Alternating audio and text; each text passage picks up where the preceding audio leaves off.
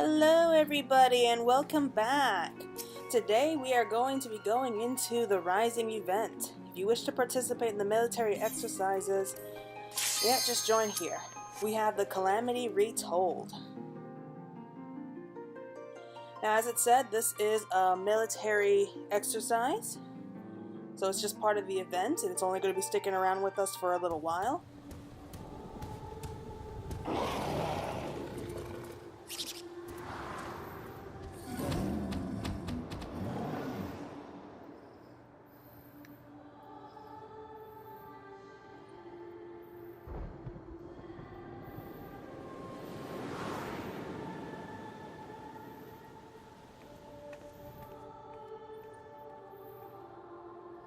Okay, now that was cool.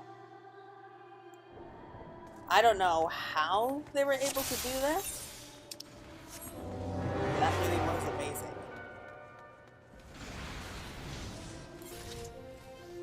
Okay, so I know I cut away there for a minute, but there was some confusion, some madness going on, including that I got kicked out, so. But what I was trying to say is, this was the military event for the Rising event. And so this whole thing was apparently set up by the Immortal Flames to really make people appreciate just how much was sacrificed during the Calamity. Make us think about the brave adventurers and soldiers who gave their lives for Eorzea, including just how much of a threat there is still out there that's, even in the city, they're not safe. But they really went all out on this. So it's almost like we've taken a step back through time. So we're in like the days just before the Calamity struck. Like before the moon broke apart and Bahamut's just rained devastation down upon the land. So it really is quite creative what they did here. And okay, so they had this whole event set up in such a way that you can only accept it at certain times in Udal. So you can't always accept the events whenever you want, like you usually can. Which is really annoying. Like one time I had to wait like 3 hours for the event to pop before I was allowed in here. And this whole area is a lot like Eureka. And it just has all these players from all these different crossover worlds. Hold on. Crap. Okay, as I was saying, like, yeah, we do have all these players from all over. We're gathering together. We're fighting here in Udal against, like, these Void Sense, the Garleans, these monsters. And so, yeah, that's basically what this whole thing is. And we have these fates that are popping up here.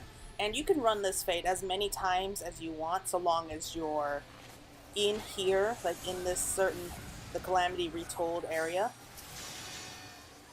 So it's getting in that's the hard part. So you have to wait around in like the real life version of Udal until like you see the event pop, and then like you can choose to accept the quest, and then you can come straight here. And so long as you still have time for it, that you could stay here for as long as it takes for you to earn like these Rising event tokens. And these tokens can then be exchanged for various prizes back in Udal. And we are right now fighting against the Garleans, as you can see the magic tech and the soldiers that are trying to march into the city itself.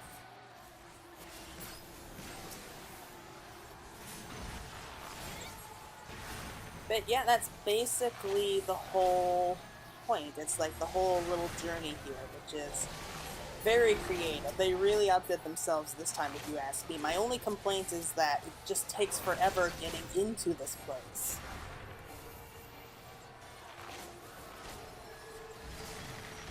And like maybe if they had like a few more prizes, because I think the main thing that people are really running for is to get like these earrings, which aren't too special. But you can also get like fireworks and sparklers, and that's basically it here. So everyone just wants to get in and do them as fast as possible so that they can get the rewards, and then they can just get out and not really have to think about this place anymore. And yes, we just finished fighting the Garleans. We're heading to the plaza where Immobile is now on the rampage. Yep, there it is, right there. Less is Morbol, this fate is called.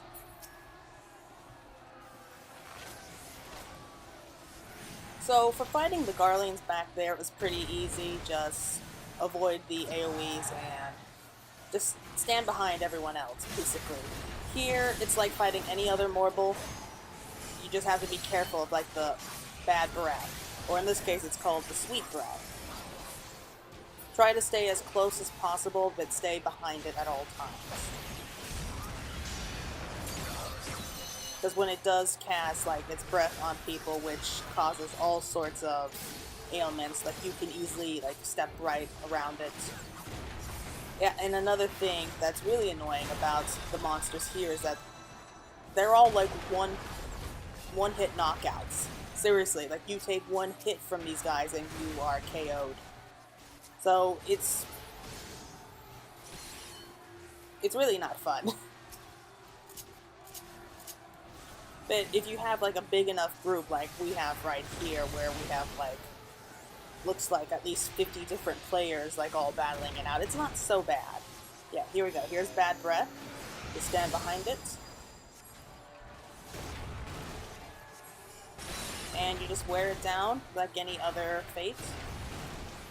Then we get to move on to the fun stuff with other void scents, including like giants, I think. Giant floating eyeballs. Oh right, and we have the little Moogle from before. See, we have the Moogle, and he flies around and creates this nice big magic circle. Anyone standing in it gets power-ups. So, really helpful little guy. Well, big guy in this case.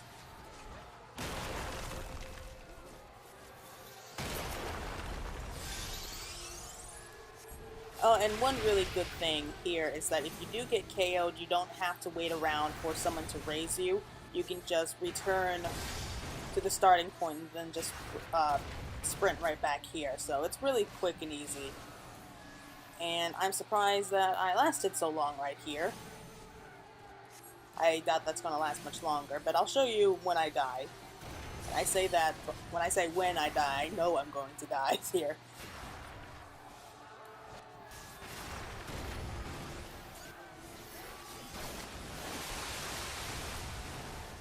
But basically, this is just like hitting us down, like over and over, until it just, yeah, we're already less than 15%, so almost there.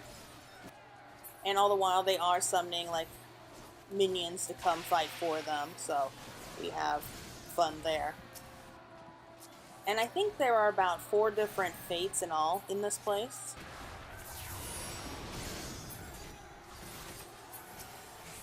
And they're constantly going on, so you could spend like the entire duration of the time here just doing fates over and over and getting as many rising tokens as possible. Okay, we have to head to the gate of the Sultana, where we have fiends and void scents running amok. Yep, there's the eyeball and the chimeras. The chimeras are a really big pain because they are able to stun like a large... Yep, there we go. They're able to stun and cause damage over time, which hits you really hard, and there we go, see? So I'm returning really quick, and it seems that my healer equipment is... the conditions dropped pretty low. I did not realize that. Yeah, another important thing, make sure that all your equipment is fully repaired before running in here. You can switch whenever you want, but I'm not going to, just for the sake of principle, because I'm like the only healer in my group. Plus, I'm just too lazy to switch it out now anyway. So I'm going to try and stay as far away from the chimeras as possible.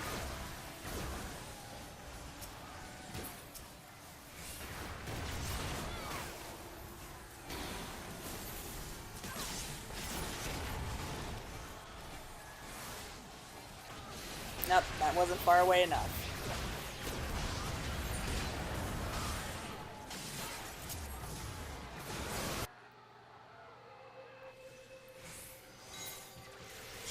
So yeah, this whole event is really just for fun, really, that's what I think. Supposed to just run in here and just enjoy ourselves as we look back on how far Final Fantasy XIV has come.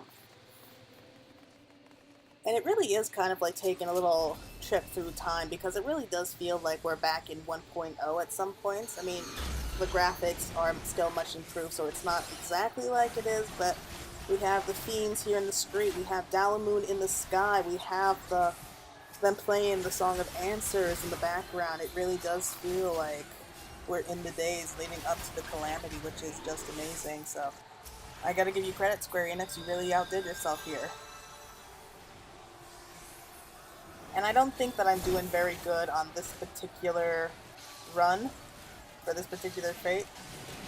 Yeah, so I'm really not getting too many hits here, so I'm not expecting too many tokens. I think that if you do really well, I think the highest you can get is like 20 tokens for one of these fates, which is really cool.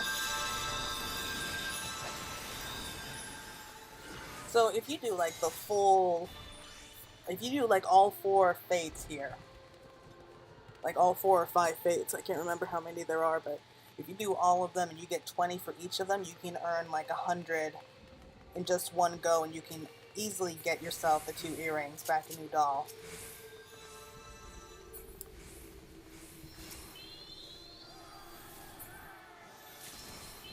Yeah, I only got 2. Like 2 rising tokens. Hurry to the Aetheryte Plaza and keep your wits about you. The Colossal Fiend has appeared. Okay. Yep, there it is.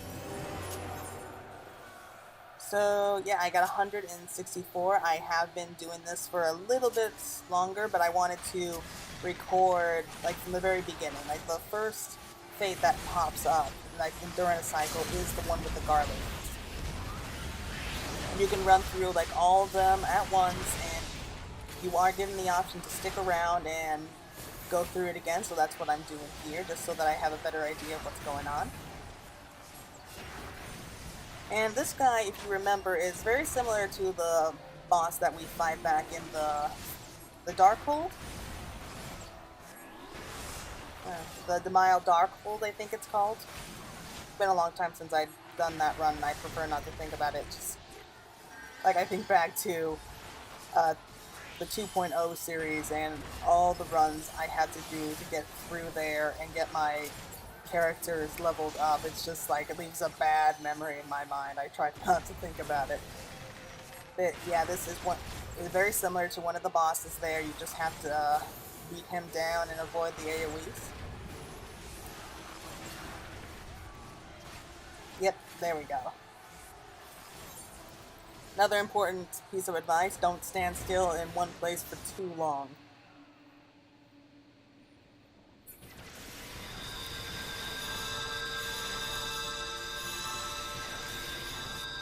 So it's creative, it's fun for the most part, but I'm glad that I really only have to run through this a couple times before I get like everything I need and never have to do it again. So if I had to guess, I would say that they're probably going to bring this back for next year, which I am kind of hoping for. I do hope that it will be easier to get through, and we have our little Moogle friend who grows to giant size and is coming to help. When I first played through this, I thought that maybe it was like Good King Mugamog the 12th, I think it was. I first thought that it was like King Mog, and I was like, what? What's the Primal doing here? Like, do we have to fight him too? It was like, no, wait, that's that Moogle from before. So yeah, that was a nice little surprise. Not really much point to the Moogle, though, if you ask me. I mean, don't get me wrong, I love Moogles, and I do love it when they incorporate the Moogles, like, in these special events, but there really wasn't much need for the Moogle, to be honest. we had that little cutscene from before. It was like, okay, that's cute, that's a fun idea, but really there's like we don't necessarily need the Moogle here to make it any easier. It's just there for plot point convenience, I'm guessing. So yep, there we go. We got 20 rising tokens from that one. And yep, here's the last one, which is another monster, I think, that's from the Darkhold. It's around here somewhere. There he is. So yeah, you can see it's very similar to the one in the Darkhold, and its mechanics are very similar. You just have to avoid the AoEs. The good news is that there aren't any crystals that you have to destroy before you do any damage to him, but he does summon some fiends that you do have to take out, which are very annoying.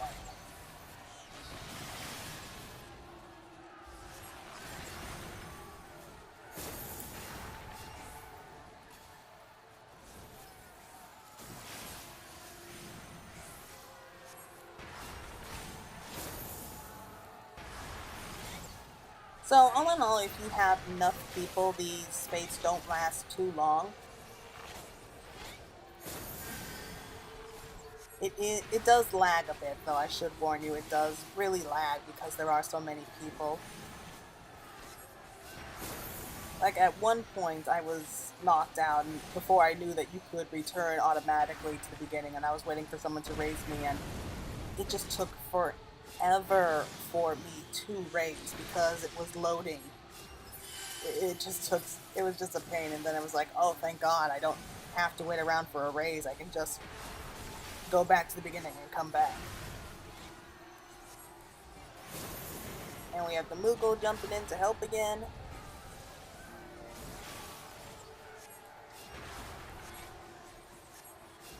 So it's almost like this is like not only just taking a trip like back through time, it almost feels like we are preparing for what could be considered like a massive attack coming on the city, like some point in the future. There is a lot of talk going around recently about how the upcoming expansion of 5.0 is going to be bringing with it another possible calamity. I don't know if that's true yet. They are already playing around with ideas for the new name, and I think I'm going to make a video about the possible leak that we got of the new name for the expansion, and that should be coming out pretty soon.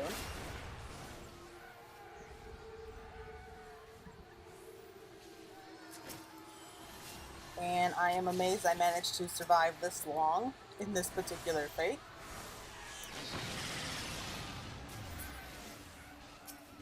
But yeah, things feel like they're really starting to come to a head in Eorzea, because we have like Eorzea is pretty much united and like pretty much free. We managed to kick out basically all the Imperials out of Eorzea itself.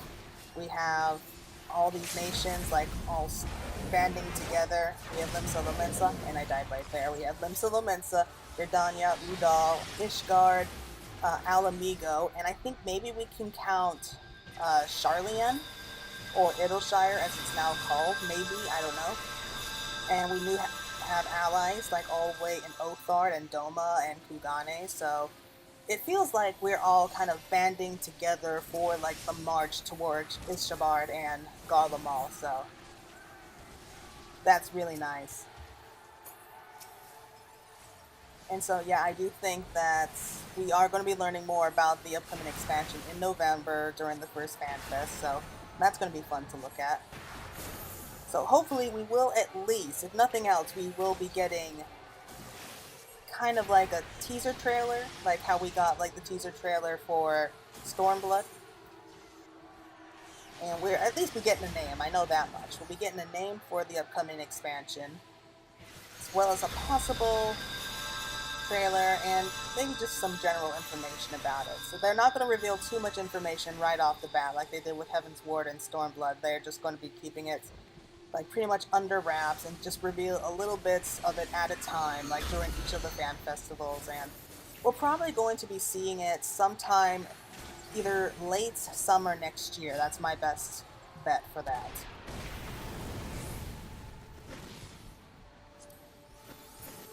So we still have like almost a year worth of waiting left, but we do have the upcoming patch of 4.0, which comes out next month, which is September starts in just a couple of days. So Friday is going to be the new letter from the producer, which is going to be fun. It's going to give us more information on 4.0, which is Preludes and Violets, I think that it's called. And that should... I'm not sure if we'll be getting a trailer for it yet. I'd be surprised if we do. I am hoping for it though, so something to look forward to and just be waiting around for. And yes, we just finished the last fate.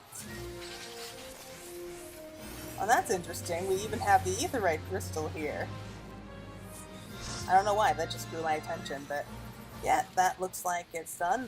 This concludes the training. Well fought, one and all. And yet, you see here, like those who want to continue fighting are together there at the center. And the next session is going to start soon, but we're just going to be heading out because we got everything that we need. We have all our tokens. And I'm just going to go out and get the earrings and a few of the fireworks so that you can see what they look like, just in case you don't know.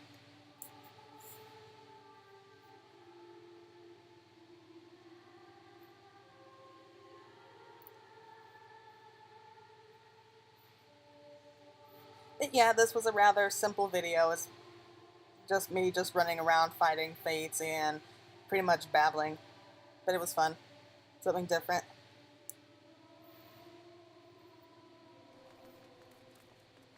And you can go to the Rise and attend it here, which is usually where you can accept the quest as well. But as you can see, he's not here anymore, because as soon as you step out, he magically disappears. Don't know how that works. So, yep, we have the White Ravens and the Mandrabit earrings, and I'm just going to buy some of the fireworks here.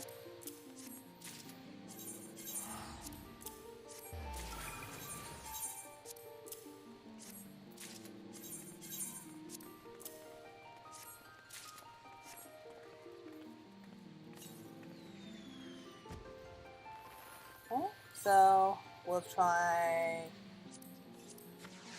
Hey, the Realm Reborn Red. Which is us spraying a bottle of champagne. That one's probably my favorite, if you ask me. And this one reveals the symbol in the sky right above our heads, which is cool. I probably might use that for the thumbnail for this one.